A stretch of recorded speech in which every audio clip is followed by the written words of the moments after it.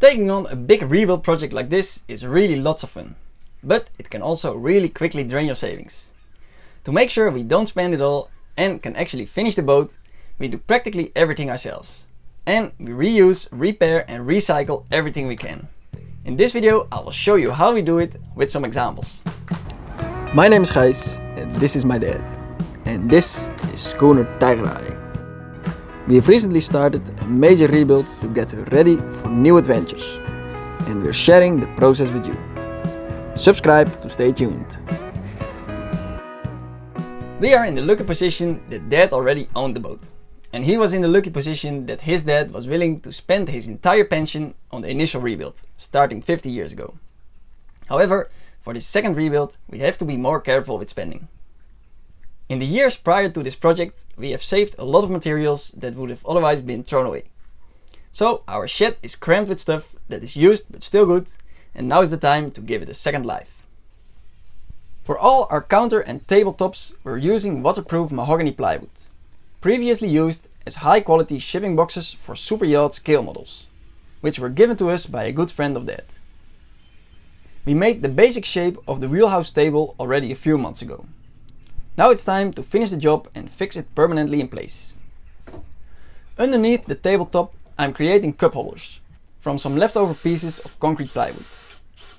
Now I hear you thinking, don't you have anything more important to do than cup holders? Well, it happens on many boats and ships in choppy seas that there is no place to put your morning coffee. I want to get ahead of that problem by tackling it while working on the table anyway. Whenever there is no need to put your coffee somewhere secure, the holders can be covered up with their cutouts.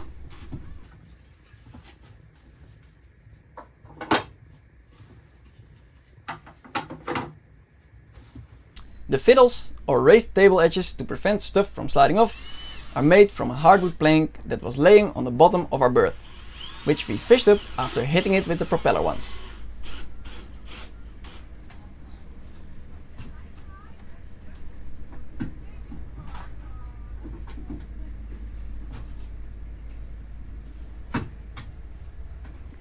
Notice our steering wheel has a piece of tape wrapped around it.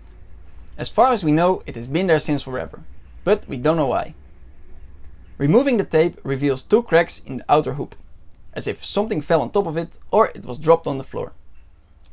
After a good sand and clean, the crack seems gluable, so we're gonna give that a shot. Outer hoops of steering wheels are usually made of a different type of wood than the rest of the wheel, because they have to be very flexible to be able to make the hoop out of one or two pieces.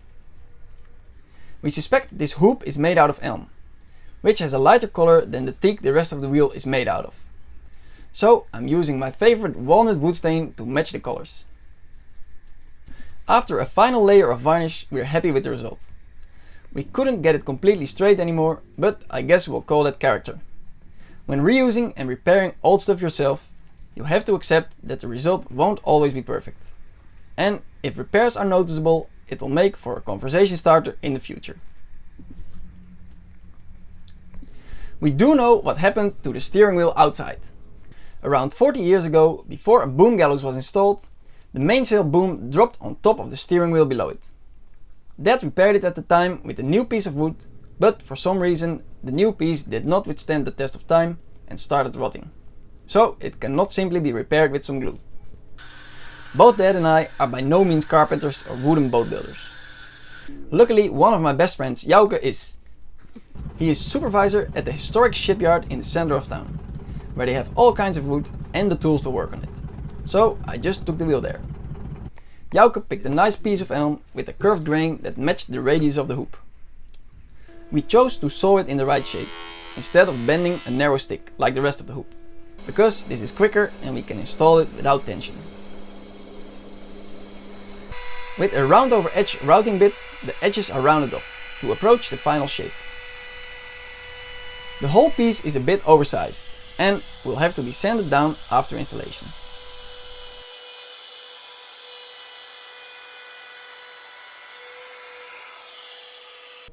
After gluing and screwing the new piece on, the hard work is done, and Jouke sends me off to do the last bit of sanding on my own.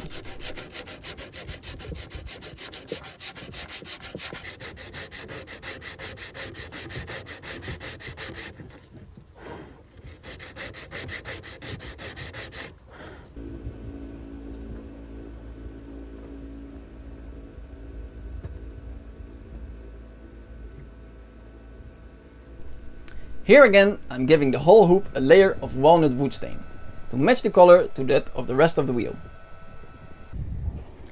I haven't been able to match the color of the new piece exactly to that of the old hoop, but I don't really mind. It's the original wheel that was installed when the ship started life as a tugboat in Canada 80 years ago, so again, it makes for a nice story if somebody notices.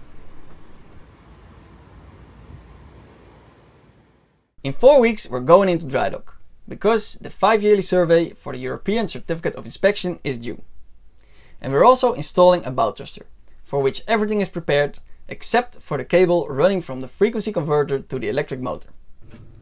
Previously there were only 3 cables running from the engine room to the forward, and they were just mounted to the ceiling. Now that we're installing some more stuff forward, we need to pull more cables. And I don't want all these cables running inside underneath the ceiling, so I'm going to take out the ceiling and hide the cables above it. With the ceiling removed, I noticed the insulation was rather thin, and we have some remaining from when we insulated the wheelhouse, so I want to replace that while I'm at it.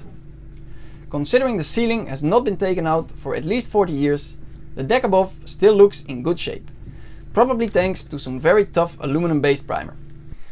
However, it might take another 40 years before it sees sunlight again, so this is the moment to give it a fresh coating.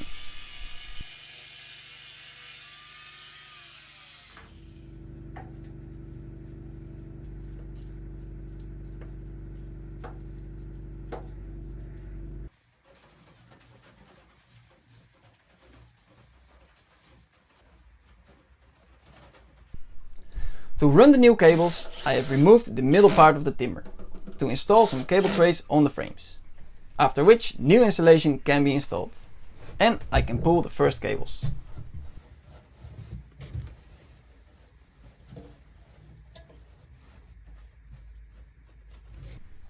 Cables are expensive, so we did not throw away any of the old ones, and anything that is still usable we will use again.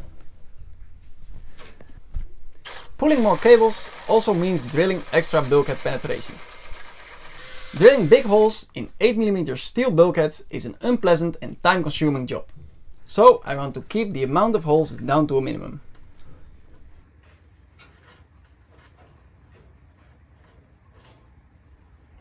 To achieve that, I'm installing a fuse box between every bulkhead. That way we only need one main cable for the 24 volts DC and one for the 220 volts AC to penetrate each bulkhead. And still every cabin can have its own fuses for the lights and the sockets, similar to what you see in hotel rooms.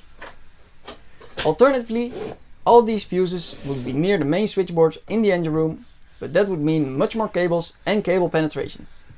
Now we're able to keep the number down to 6. Many years ago, Dad was given a huge stack of old 10 amp automatic circuit breakers, which still work perfectly. So we don't have to buy new ones. Only for the heavier consumers, like the 24 volts toilets, I had to order some new 16 amp breakers. There isn't actually a hallway yet between the 2 wet cells, or bathrooms. So for now, I'm just screwing the fuse box to the ceiling.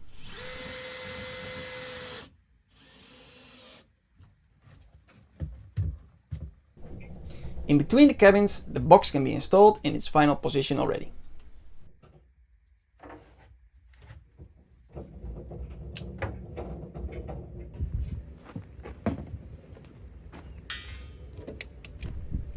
With all cables and fuse boxes in place, the new ceiling panels can be installed. Made of moisture resistant plywood with a good paint coating.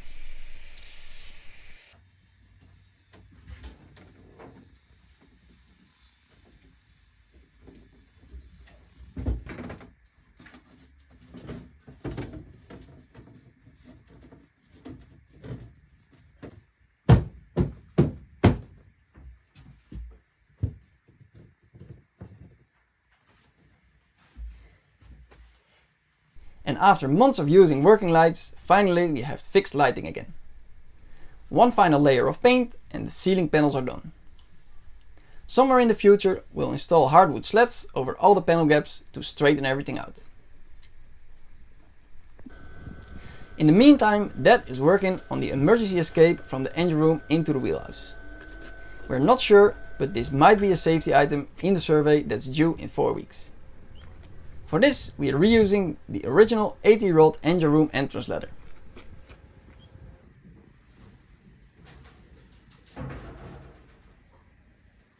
This is only the top part of the escape ladder, because underneath will be the engine room workbench.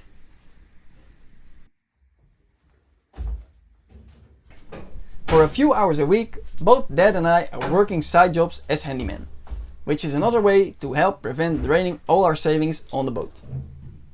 A benefit of the job is that people sometimes ask us to bring old furniture to the dump, like this IKEA TV cabinet. We can reuse that as base for the workbench, together with an old tool cabinet that was standing around in the shed.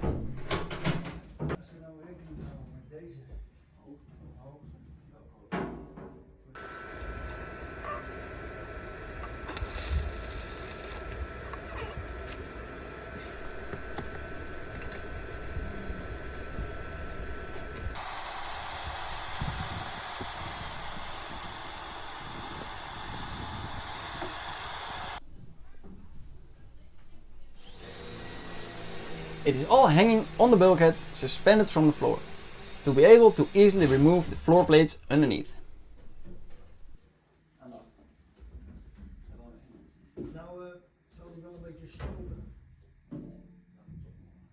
Als alles in elkaar zit.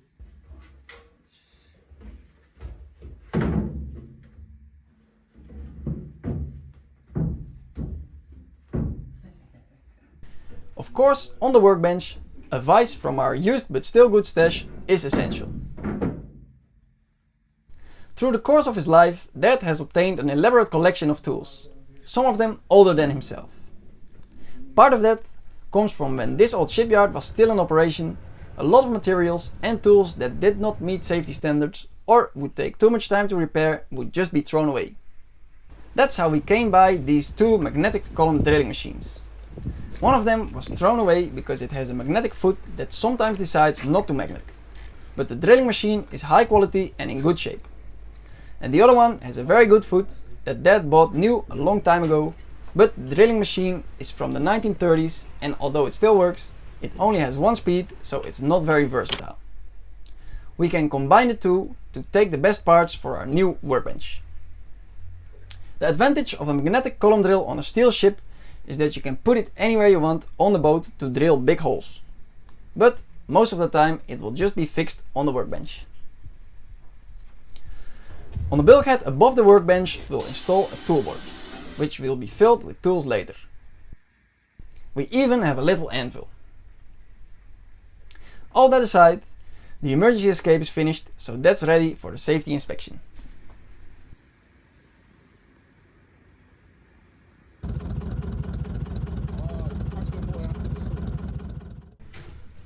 To make space for the main switchboard, we removed the old and very big fuel filter housings. The filters have not been in use for a couple of years now, because we couldn't buy any clean filter cartridges anymore since they stopped being manufactured. So currently, fuel is bypassing the main filters and running straight to the fine filters on the main engine and generators. However, bypassing the main filters also means we are bypassing the emergency fuel closing valve, which is only installed in the main line from the fuel day tank and controlled by a pulling cable from outside on the roof of the wheelhouse.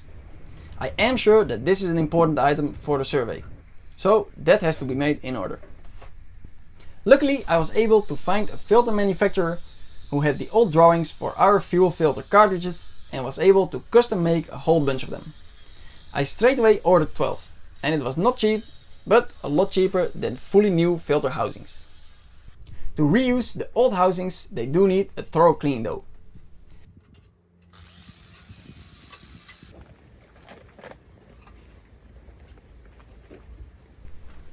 Because we installed the sockets of the main switchboard, the filters don't fit in their original location anymore.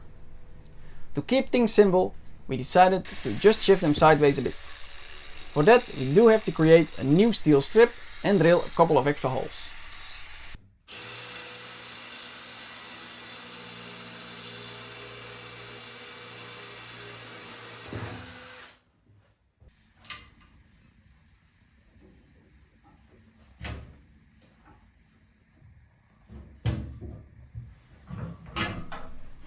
Now it fits easily back in place and only the inlet and outlet lines fall a bit short.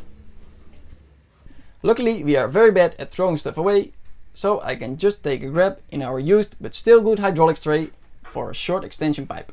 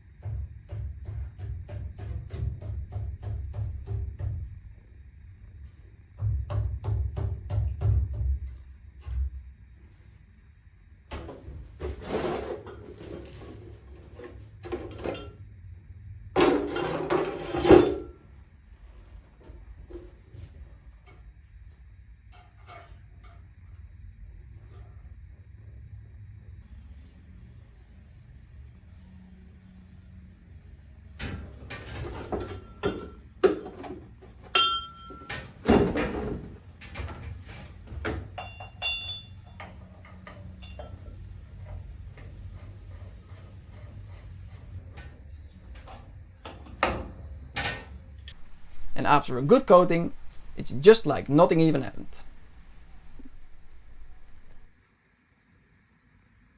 As said, we have 4 weeks remaining until dry dock and the 5-yearly survey. So in the coming 4 weeks we still have lots to do, but that's for next time. And this is all for now.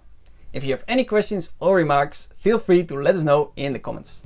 Thank you for watching and I'll see you next time.